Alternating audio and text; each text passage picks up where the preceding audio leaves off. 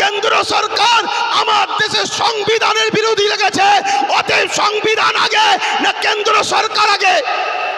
জোরে বলেন, জোরে বলেন। সংবিধানকে বাঁচাবার স্বার্থে কেন্দ্র সরকারের বিরুদ্ধে আমাদেরকে বুকে তাজা খুন দিয়ে হলো লড়াই করতে কারা পারবেন? উঠে দাঁড়ান, উঠে দাঁড়ান। লড়াই করতে পারবেন আপনারা? লড়াই করতে পারবেন? লড়াই করতে পারবেন? আজ থেকে অঙ্গীকার নেন, কেন্দ্র সরকারের পক্ষে কারো কথা এই বাংলার বুকে আমরা হতে দেব না। এতে আপনারা রাজি আছেন না নাই? রাজি আছেন না নাই? কেন? আমার দেশের সংবিধান, আমার দেশের সংবিধান আমাদের কাছে আগে। আমার দেশের সংবিধানকে যে বুড়াগুল তুলবে, আমার দেশের সংবিধানের বিরুদ্ধে যে কথা বলবে, আমার দেশের সংবিধানকে যে মিটাতে চাইবে, আমরা তাকে মূল গোড়া থেকে মিটিয়ে দেওয়া রাজি আছে। কেন? অনেক কষ্ট করে, অনেক কষ্ট করে এদের স্বাধীন হয়েছে।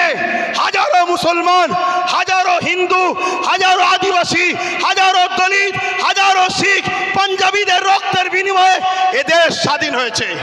অতএব সেই দেশের সংবিধানকে নিয়ে আজকে তুমি হতে পারো প্রাইম মিনিস্টার, কিন্তু তোমার অধিকার নয় আমার দেশের সংবিধানের উপর হাত দিতে পারে। ঠিক না বেটি? এখানে আর একটা ছোট্ট কথা বলবো। আজ গাড়ি বুঝাই করে করে সুলতানে হিন্দের দরবারে যান আপনারা। কি গো, জানতো নাকি? ছোট করে দেবো, টাইম কি হচ্ছে? শোনেন, অসুবিধা হচ্ছে আপনাদের। আমি আন্দোলনে নামিনি, নেমেছি যখন এর স্বাদ শেষ দেখে ছাড়বো। কিন্তু আপনারা আছেন তো নাকি? আছেন তো নাকি? মনে রাখবেন। আচ্ছা, এই আন্দোলনটা করবেন কার সাথে? না, এই আন্দোলনে কাদেরকে সাথে নিয়ে আন্দোলন করবেন? বলুন কাদেরকে? বিগত ৭৭ বছর যারা ঝেড়ে খেয়েছে তাদের ঘরে? আরে খাওয়া তো শিখালো ৭৭ বছর ধরে তারা। একটা ছোট্ট কথা বলি শোনেন। পাড়ায় চোর পড়েছে, শুনছেন তো? পাড়ায় চোর পড়েছে, সবাই বলছে চোর ধরো, চোর ধরো, চোর ধরো। ওই ভিড়েতে চোরও ঢুকে যে বলছে চোর ধরো, চোর ধরো, চোর ধরো। শুনছেন না শোনেন নে? আমরা কতটা নসিব ফাটা দেখুন। আমাদের নিজেদের কর্মের জন্যে আমাদের সংখ্যালঘু মন্ত্রীকে, যে কিনা মুসলিম নয়, শুনছেন তো নাকি? আমাদের ওয়াকফ নিয়ে বিরোধী দল হয়ে নেতা হয়ে চিল্লাবে কে? যে কিনা মুসলমান নয়। আজকে বুকে হাত দিয়ে বলুন, আব্বাস সিদ্দিকীকে আজকে মনে পড়ছে না পড়ে নেই? আজকে বলুন। আমি বলেছিলাম চেয়ারের একটা পায়া দরকার, মনে পড়ছে? বলেছিলাম, মনে পড়ছে? আজকে বলুন, টোটাল ভারতবর্ষে যদি বা বাংলা থেকে যদি ২-৫টা নওশাদ সিদ্দিকীর মতো যদি সেন্টারে পাঠানো যেত, তাহলে বিল করার সাথে সাথে চেয়ার ছুঁড়ে মারত। এখান থেকে সংবিধানের বিরুদ্ধে কথা বলছিস? কিন্তু আজ আমরা লোভে পড়ে গেলাম বা জালিমদের লুটারতে আমরা হেরে গেলাম। কিন্তু মনে রাখবেন, এই লড়াই অনেক দিনকারের। আগামী দিন অস্তিত্ব বাঁচাবার জন্য যেমন আমাদেরকে রাজপথে সংবিধানের অধিকার নিয়ে লড়াই করতে হবে, ঠিক তেমনি সংবিধানের অধিকার নিয়ে নিজেদেরকে বাঁচার জন্য, নিজেদের ওয়াকফ বাঁচাবার জন্য একটা চেয়ারের পায়ারও দরকার আছে না নাই? জোরে বলে আছে না নাই? মনে রাখবেন, তাই আমাদের ঘরে এখানেও দরকার, ওখানেও পাঠাতে হবে। যখনই সংবিধান বিরোধী কিছু কথা হবে তখনই তারা লড়বে। আজকে বলুন, আব্বাস সিদ্দিকী ভুল করেছিল? ভুল করেছিল। এই গত দুদিন আগে পার্লামেন্টে, আমার পশ্চিম বাংলার বিধানসভায় ওয়াকফ নিয়ে আলোচনা হচ্ছিল। বড় বড় দাঁড়িয়ে রাখা মৌলী সাহেব কলকাতায় দাঁড়িয়ে বড় বড় ফুটানি দিচ্ছিল। ওর মধ্যে ঢুকে একটা ওয়াকফের পক্ষে কথা বলেনি, একটাও কথা বলেনি। আমি আপনাকে রিপোর্ট বলে যাচ্ছি। কেন?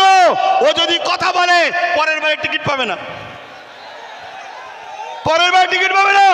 তাহলে এইরকম যদি মুনাফেক মুসলমান আমাদের মাথায় বসে থাকে, তাহলে আমাদেরকে লুটবে না তো কাদেরকে লুটবে? তাহলে এর জন্য আমাদের দোষ আছে না নাই?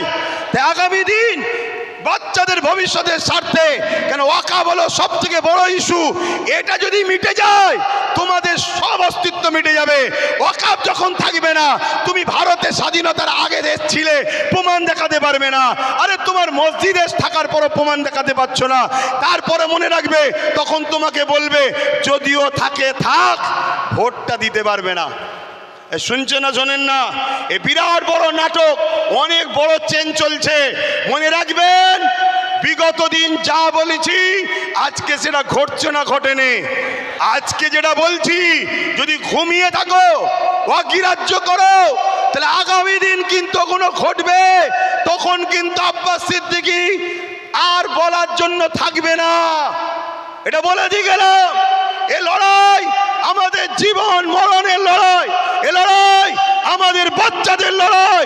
মুসলমান আমার কওমের ভাইরা, ওটা অন্য সমাজের মানুষের সঙ্গে ওয়াকাফ নিয়ে নিজেরা বন্ধুর মতো আলোচনা করো, তাদেরকেও বুঝাও যে ভাই এ লড়াই কোনো হিন্দু মুসলমানের লড়াই নয়, এ লড়াই অন্য কোনো জাতি ধর্মের বিরুদ্ধে লড়াই নয়, এটা কেন্দ্র সরকার বিভাজন লাগাতে চাইছে।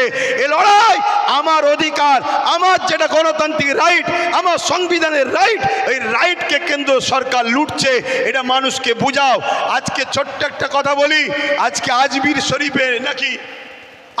শরীফে নাকি হিন্দু ভাইদের কোনো একটা বিশ্বাস, শিবলিঙ্গর কি ধর্মীয় একটা কিছু ব্যাপার আছে। আমি ভাই কারো ধর্ম নিয়ে বেশি কথা বলা পছন্দ করি না, এটা প্রেমের জিনিস। কিন্তু আমি আমার হিন্দু ভাই, সনাতনী ভাই শ্রদ্ধার সাথে জানাচ্ছি, বলুন তো ভাই, যখন খাজা গরিবে নওয়াজ হুজুরের রওজা তৈরি হয় আজ থেকে প্রায় 800 বছর আগে, আলাউদ্দিন খিলজি তখন ছিল, তখন তো হিন্দুস্তানে হাজারো লাখো হিন্দু ভাইয়েরা ছিল, আজমিরেও ছিল।